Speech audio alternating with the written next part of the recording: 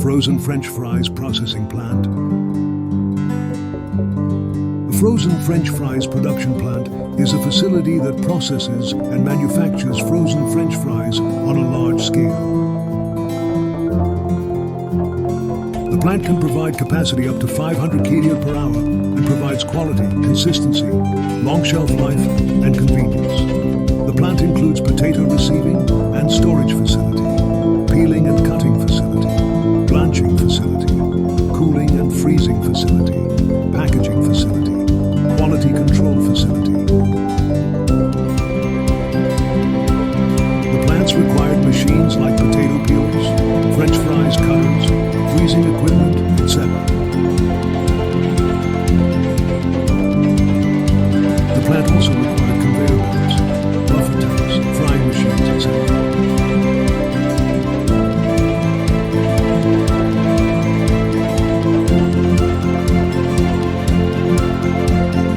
This is the last area where the packed packages are delivered.